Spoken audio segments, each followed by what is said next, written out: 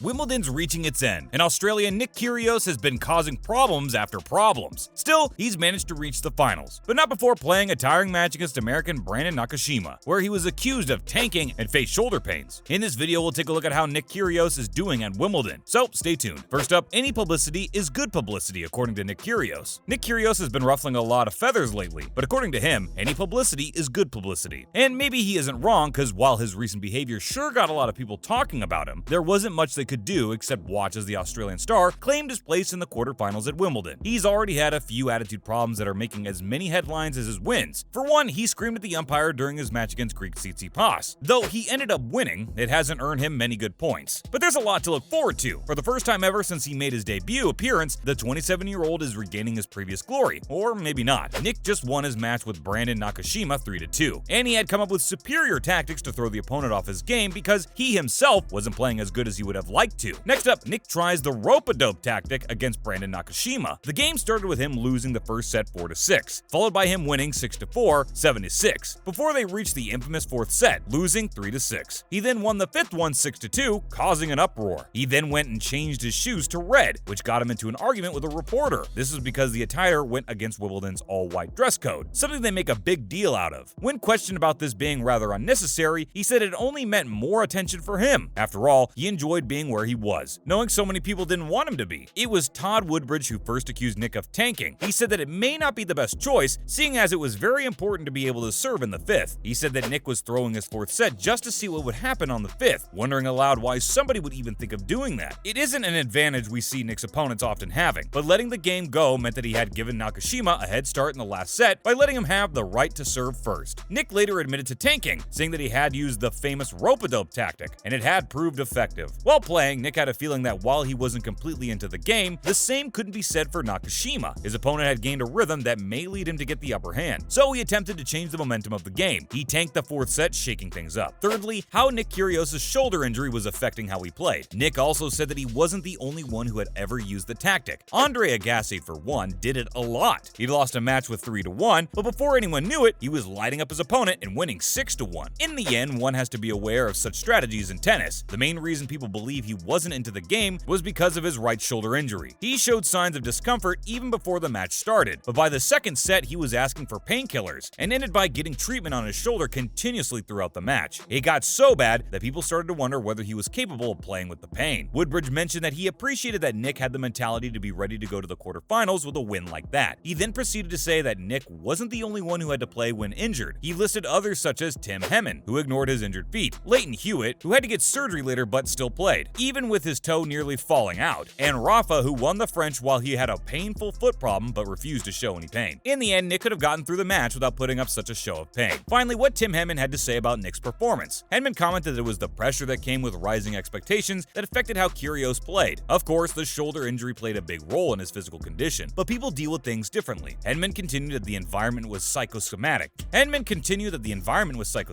Meaning the mental aspect amplified his injury. Because no matter how much players said they were focusing on the current game, it's impossible not to be aware of what's being discussed. He said that Nick knew that the match was an opportunity. Since he had defeated Stefano Tsitsipas, who's a top 5 player, he shouldn't have trouble winning against Nakashima. Meanwhile, Nick Kyrgios insisted that his mental condition was stable and that his injury was simply because he practiced a lot, mentioning that he played a lot of tennis in the last month and a half. Now in other news. First up, Cameron Norrie thinks reaching the Wimbledon semifinals is great, but hopes for a Grand Slam. Cameron Norrie of Britain was pretty excited about reaching the Wimbledon semifinals, giving him the motivation to win a Grand Slam. Ranked 12th globally, the 26-year-old had a strong start in his last 4 matches against defending champion Novak Djokovic of Serbia. Despite this, Norrie faced defeat against the 35-year-old after he improved to win 2-6, 6-3, 6-2, and 6-4 on the center court. In an interview, Norrie said he wants to do and experience more of that and try to win a slam. He's trying to become the 4th Briton to get to the final at the All-England club in the Open era. Previously, he had never gone past the 3rd round of a major, so this was his first major semifinal. Although he had a confidence-filled start, Norrie started making more mistakes, as 20-time Grand Slam champion Djokovic improved his level and successfully set up a match against Nick Kyrgios of Australia in the final on Sunday. Norrie said that it was a good experience for him to play against Novak, especially at the level he brought to Wimbledon, and that it gave him a lot of confidence. Secondly, Novak Djokovic resolves to do better at Wimbledon finals. Serbian tennis player Novak Djokovic claims that he is well aware of the risk as an opportunity for him to earn his 21st Grand Slam title at Wimbledon presents itself. After the 35-year-old beat Britain's Cameron Cameron Norrie in 4 sets, he can surpass Roger Federer and move within one major of the all-time leader Rafael Nadal if he overcomes Nick Kyrgios in the men's finale on Sunday. Djokovic said he doesn't know how many more times he will have an opportunity to win the trophy, as he will have in a few days. He said that every match in Grand Slam he plays at this stage of his career has a lot on the line, so he'll approach it with confidence to win and a positive attitude. After an unexpected victory against Norrie, which came after a troublesome first set that was won by him, it buoyed the supportive home crowd. Djokovic denied having blown a kiss to the crowd as a reaction to provocation from a member of the crowd. He explained that he was blowing kisses at someone who liked him, though he did agree that playing in front of crowds who favor his opponents is a challenge he has to deal with often. Thirdly, a historic Ons Jabeur versus Elena Rybakina match in the works at Wimbledon final. At the historical women's finale on the Grand Slam at Wimbledon, Tunisia's Ons Jabeur and Kazakhstan's Elena Rybakina will face off against each other on Thursday. Both are first-time Grand Slam finalists. Before reaching the final, 27-year-old Jabeur defeated Germany's Tatiana Maria 6-2, 3-6, 6-1, and 23-year-old Rybakina took down Simons Haley of Romania 6-3 to 6-3. Since neither of these two players had ever gone past the quarterfinals of the Grand Slam before in their careers, this final will be extra special for both of them. In the Australian Open in 2020 at last year's Wimbledon, Jabeur reached the quarterfinals, while Rybakina made it to the last 8 at the French Open last year. This isn't the first time Jabeur and Rybakina played against each other. Jabeur has held a 2-1 edge over Rybakina since 2019, although this is the first time they'll compete against each other in a Grand Slam. Whichever player wins, their victory will make this the 5th consecutive year with a first-time women's champion at Wimbledon. Jabeur has become the first Tunisian player, the first Arab player, and the first female African player to reach a Grand Slam final in the Open era. That's a wrap for this video. Do you think Nick Kyrgios made the right move? Let us know in the comments below. Make sure to give this video a thumbs up and subscribe to our channel for more videos like this. See you in the next one.